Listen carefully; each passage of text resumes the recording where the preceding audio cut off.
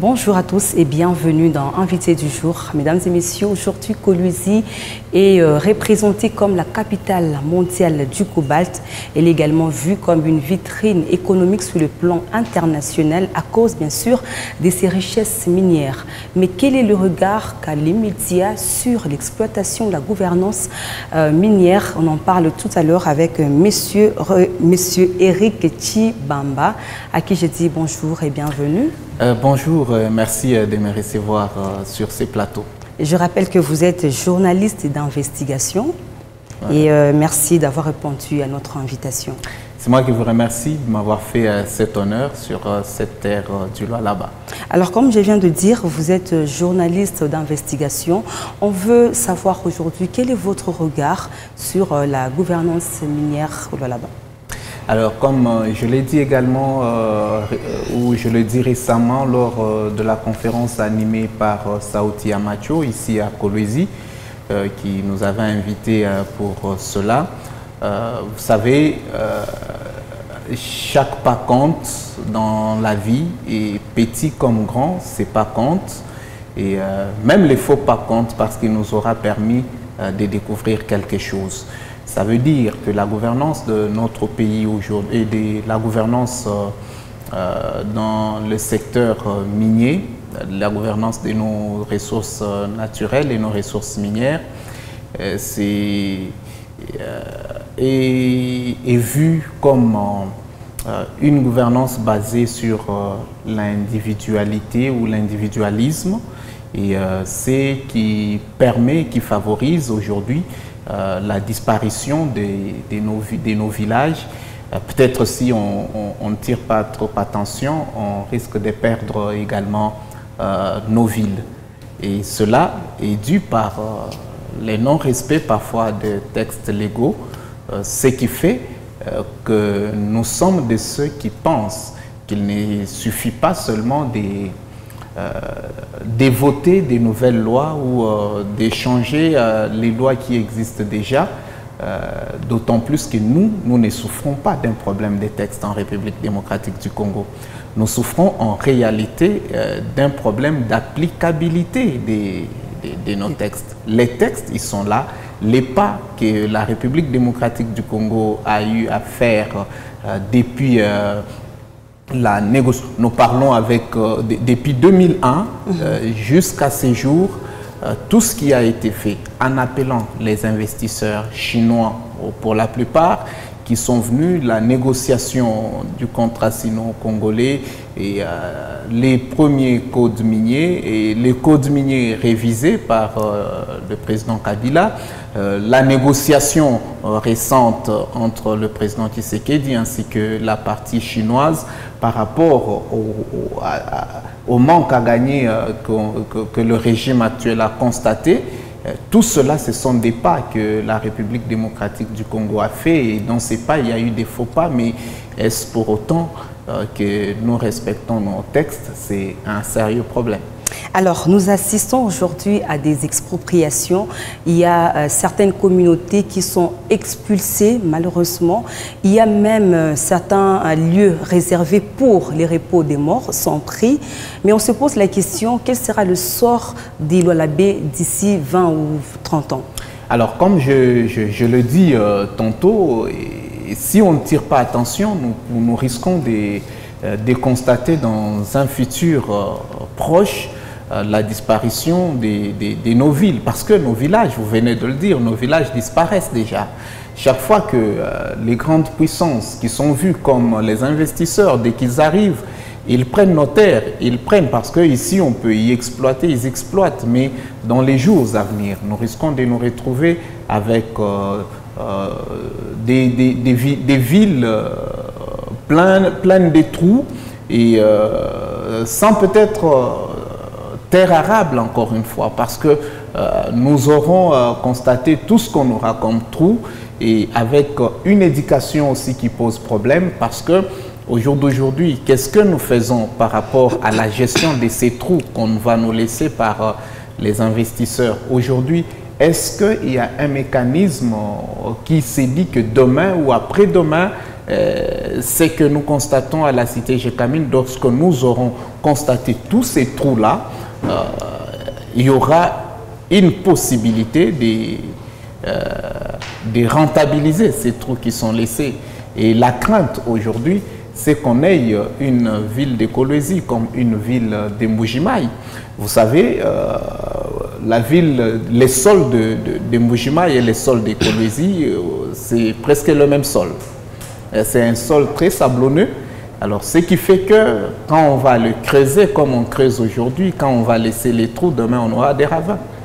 Et ça sera sous la responsabilité de qui. Mais je sais aussi que la gouverneure de la province fait beaucoup d'efforts, elle fournit beaucoup d'efforts, mais est-ce qu'elle est accompagnée suffisamment? C'est la question qu'il faut se poser.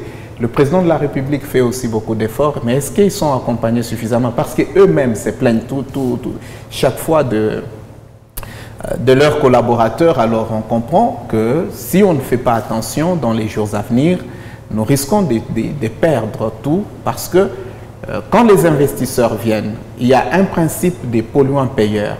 Et la gouverneure elle-même insiste de temps en temps sur cela quand elle est avec les responsables des entreprises. Le chef de l'État l'a dit plusieurs fois. C'est lui, et même quand ils sont partis dans leur conférence internationale par rapport de la COP, je crois dernièrement c'était à la COP, que ce soit à la COP 26, la COP 21, la COP 20, tout ça, on a évoqué le problème de la pollution. Ceux qui polluent plus doivent aussi payer plus. Mais est-ce que ceux qui polluent en République démocratique du Congo, qui prennent notaires, qui prennent également nos lieux de mort, est-ce que ils payent en conséquence? C'est la question qu'on se pose. Mais par rapport aux enquêtes menées sur le terrain, il y a péril en demeure. Alors, à l'allure où vont les choses, on peut dire que Kolwezi est appelé à disparaître? Non, je ne le dirai pas ainsi, parce que ça, vous avez vu lors de la conférence que nous avons eue, Sauti Amacho, j'ai quand même apprécié la réaction du directeur de cabinet aux mines, que je salue d'ailleurs, M. Serge, qui a fait voir, après mon intervention, il a quand même fait voir, il a utilisé des termes purement techniques où il a démontré que dans chaque partie où il y a l'exploitation minière, où il y a des mines, il y a toujours une carte qu'il a appelée une carte géo, quelque chose là, j'ai perdu les termes, qui m'a d'ailleurs demandé de passer à son bureau pour qu'on en discute, qu'il nous montre. Mais ce sont des choses sur lesquelles on doit communiquer. On doit faire voir à la population, parce que les politiques, les mal, c'est qu'ils aiment rester cachés. Ils pensent que quand on va aborder telle question, tout devient... c'est quoi le terme que nous utilisons très souvent? C'est quand vous touchez un sujet, c'est un sujet sensible. Tout est sensible. Pourtant, ce sont des choses qu'il faut expliquer. J'ai aussi apprécié lors de cette conférence la réaction du docteur qui a parlé aussi des questions environnementales. Est-ce que l'air que nous respirons aujourd'hui et tout ça, est-ce que l'air-là nous convient par rapport à tout ce que nous voyons? Mais par rapport à l'explication du directeur de cabinet aux mines qui nous a fait voir qu'il y a des endroits qui sont vivables et des endroits qui ne peuvent pas être vivables tout simplement parce qu'il y a des filons des minerais. Mais est-ce que dans l'urbanisation, est-ce qu'on tient compte de tout cela? C'est aussi le problème. Parce que aux mines le savent, mais est-ce qu'à l'urbanisme on le sait? Est-ce qu'au foncier on le sait? Moi, je pense qu'ils travaillent en collaboration. Oui, effectivement, mais s'ils travaillent en collaboration, aujourd'hui, on ne doit pas perdre tout ce que nous sommes en train de perdre. C'est un problème. Mais nous savons que les efforts sont fournis, mais ils doivent en fournir beaucoup plus davantage. Alors, grâce aux mines, Kolwezi fait parler d'elle. Et d'ailleurs, l'économie du pays est basée sur les minéraux. Mais la crainte que j'ai, vous avez parlé d'ailleurs de Mbujimayi, la ville de Mbujimayi. Mbujimayi a fait son nom en son temps grâce au diamant. Mais aujourd'hui, on parle à peine de Mbujimayi. Mais quelle est l'après-mine pour la ville de Kolwezi? Ce sont des questions qu'on doit se poser aujourd'hui. Et je pense que les gouvernements provinciaux est mieux placé, même les gouvernements nationaux, d'autant plus que c'est un secret des polichinelles. La part du budget national, elle est appuyée par les lois là-bas et les Okatanga, c'est un secret des polichinelles. Alors, est-ce que il y a une politique d'après-mine?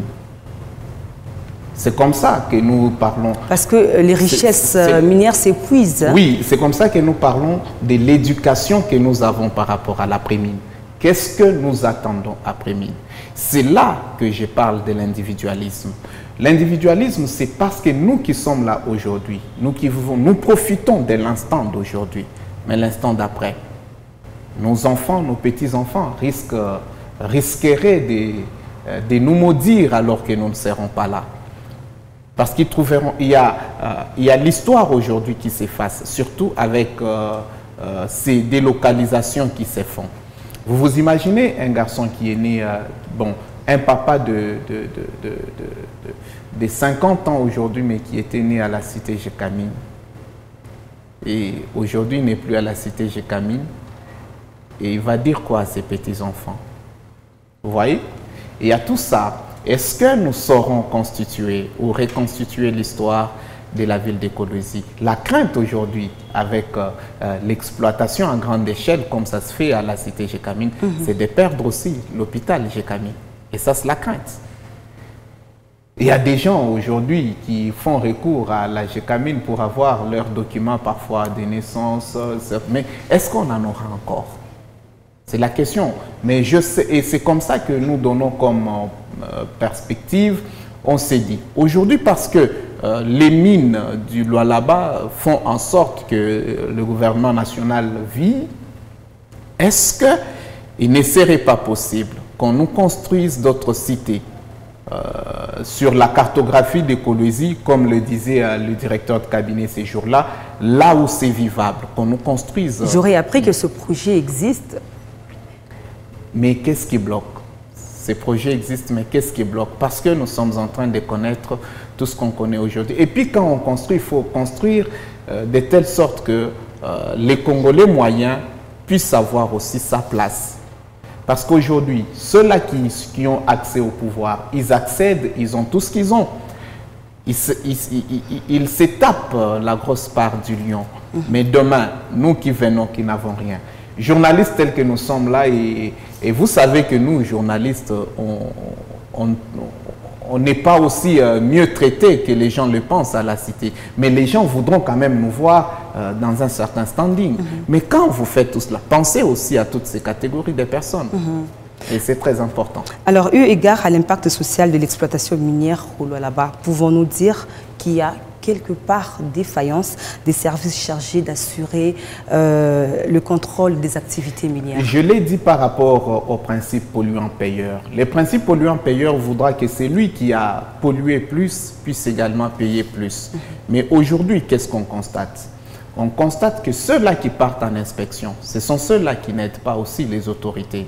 Parce qu'on peut beau parler aujourd'hui, Masuka ne fait pas, Tshisekedi ne fait pas, tout ça, tout ce qu'on peut dire, mais est-ce que les collaborateurs aident ces gens?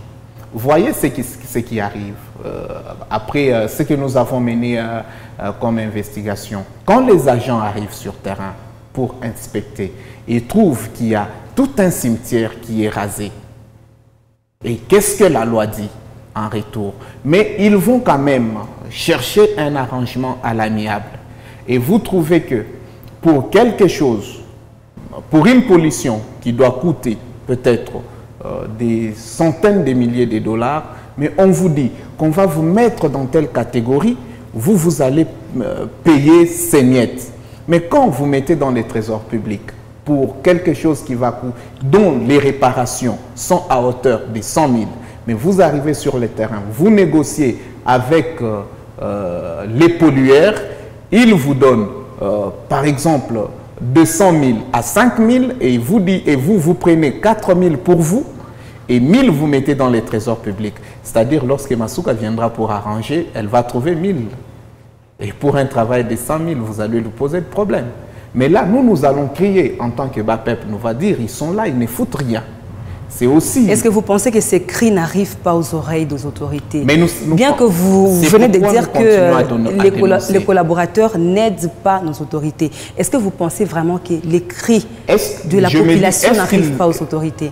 Et c'est comme ça que nous continuons à présenter les faits, et nous voudrions que les autorités qui voient ces faits le prennent comme quoi nous leur présentons des faits normaux et sur lesquels ils doivent agir le plus vite.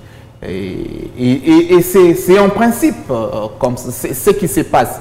Et vous voyez, quand aujourd'hui vous avez, non, il y a un département des crimes économiques qui est installé à l'Agence nationale des renseignements, il y a l'IGF qui est là, mais effectivement, c'est parce que ces cris, j'estime, qui sont arrivés, et on comprend qu'il faut maintenant faire un travail de fond. Parce que les gens qui partent sur le terrain, ils arrivent, ils trouvent cela. On a pollué.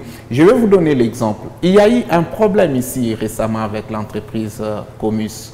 Et c'est un problème, on en a parlé dans les médias internationaux. L'entreprise a été fermée. Mais vous savez comment l'entreprise s'en est sortie. Mais l'entreprise a dit que tout ce que je fais, je l'ai fait avec la collaboration du gouvernement. Je suis sain et sauf. Mais on trouve qu'il y a les inspecteurs qui ont été là, il y a les gens qui ont été là, il y a des services qui ont été là, il y a toutes les signatures qu'il faut. Mais où est la responsabilité de l'entreprise? C'est comme ça que j'ai dit lors de cette conférence que rien ne sert à blâmer les vents pour les dommages causés dans la maison, alors que les fenêtres et les vitres, c'est nous-mêmes qui les avons laissées ouvertes. Vous comprenez? Donc aujourd'hui, quand on a créé l'IGF, on a installé l'IGF et aujourd'hui, il y a une nouvelle structure, comme je viens de le dire, des crimes économiques à l'Agence nationale des renseignements. Je pense que cela aidera les gouvernements à faire en sorte que dans ces secteurs qui est les secteurs miniers et les secteurs de l'environnement, qu'on puisse voir Kolwezi émerger demain et que d'autres constructions modernes plus que ce que la GECAMINE ou ce que l'Union minière avait construit à l'époque puissent voir les jours. Alors vous avez dit tout à l'heure que la RDC a des textes très bien rédigés d'ailleurs. Oui. Mais le problème se pose dans l'applicabilité. Mais qu'est-ce qu'il faut faire concrètement pour pallier cette question? C'est ce que nous faisons déjà. Nous sensibilisons sur la conscience nationale. Nous devons comprendre que les problèmes du développement même de cette ville de Kolwezi, même de la province du Lualaba, pourquoi pas de la République démocratique du Congo, n'est pas nécessairement l'affaire d'une seule personne qu'on appelle Tshisekedi, qu'on appelle Masuka, qu'on appelle Bemba, qu'on appelle Souminois. Non, non. C'est notre problème à nous tous. C'est pourquoi chacun dans ce qui les concerne. Moi, ce que je dis, c'est parce que je suis journaliste, j'ai mené des enquêtes sur le terrain, j'ai vu des faits, mais je parle de ces faits. C'est ça mon travail, je me limite par là. Et je pense qu'après moi, il y a les autorités, il y a des services de renseignement, il y a tout ça. Et quand nous mettons tout ensemble, nous voyons notre pays se développer. Effectivement, nous ne souffrons pas d'un problème de texte. En République démocratique du Congo, nous ne souffrons pas d'un problème de texte, nous souffrons de l'applicabilité de ces textes. Je viens de vous donner un exemple. Quand on vous dit dans les principes, quand on vous dit que cette taxe doit être payée à hauteur de 10 000. Rapidement, on est à la fin. Oui, cette taxe doit être payée à hauteur de 10 000, mais quelqu'un qui arrive et qui vous dit non, négocions, vous êtes une entreprise, mais nous pouvons vous mettre dans la catégorie des établissements. Ouais. On sort une grande entreprise, voilà. On la met dans la catégorie des établissements pour payer 500, voilà. 200. Monsieur Eric, je rappelle que vous êtes journaliste d'investigation. Merci d'avoir répondu à notre invitation. C'est moi qui remercie Mikouba de m'avoir fait cet honneur. Merci également à vous de nous avoir suivis. On se retrouve très prochainement. Restez avec nous car le programme reste en continu. Au revoir.